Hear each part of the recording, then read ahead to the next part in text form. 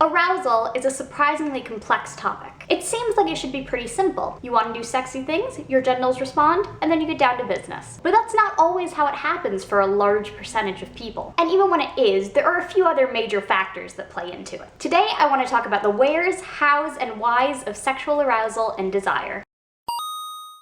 Pretty much everyone who has both a mind and a body knows that they're not always on the same page. Like sometimes you might lay down in bed and your body's like, I am so tired, I can't wait to sleep. But your mind would rather relive embarrassing memories or wonder if fish can feel love. Similarly, sometimes your mind might be like, oh my god, I really want to have sex right now. But your genitals are like, meh, and don't cooperate the way you'd expect. That is called arousal nonconcordance. If you're a cisgender man, odds are your mind and genitals are pretty synced up. When your mind wants sex, you get an erection. And when you get an erection, your mind wants sex. That's certainly not true across the board. You can get an erection without wanting sex or be unable to get one when you do want sex. But statistically, there's a pretty strong correlation between what a man's penis is doing and how aroused he feels up here. However, if you're a cisgender woman, that correlation tends to be much weaker. You might be the most turned on you've ever been in your mind, but your vulva and vagina don't show any signs of arousal. Or conversely, you might have zero interest in sex or be actively turned off, but your genitals are like, oh, something's happening,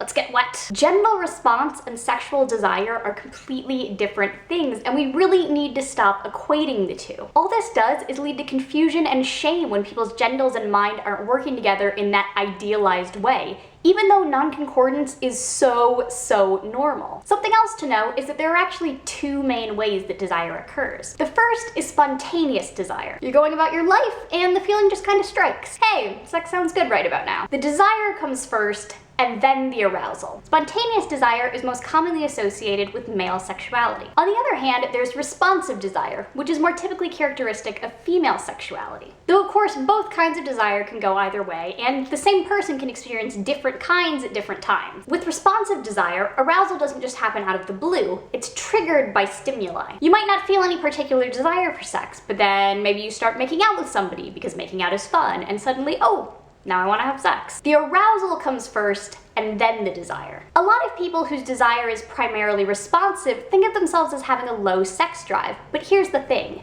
Sexuality isn't a drive. Hunger is a drive. Sleep is a drive. Things we all need to maintain homeostasis and stay alive and functioning. Sexuality is an incentive motivation system, and it varies wildly from person to person. I get asked all the time what a normal or healthy amount of sex is, but because there's no internal homeostatic relevance to the amount of sex a person has, that question doesn't have a satisfying answer. Everyone's different. A lot of people get stressed out about the amount of sex they desire, whether they consider it to be too much or not enough, but I guarantee you it's all normal. The third thing it's important to understand is how your body's sexual response system works in the brain. This is the dual control model. It comes in two parts and sort of functions like an arousal stoplight. The sexual excitation system, SES, is your green light system. It looks out for sexually relevant information and signals your genitals to go. Whereas your sexual inhibition system, SIS, keeps track of any and all reasons not to be aroused right now. That's your red light.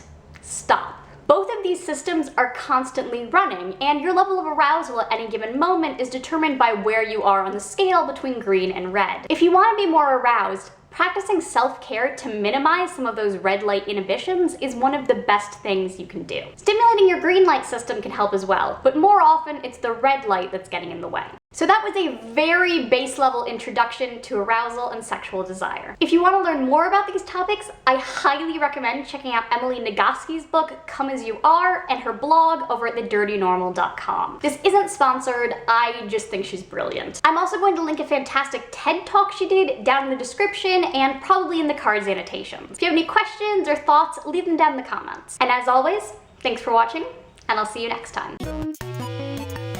Just because I love you, it makes me feel warm, like a dip in sunshine.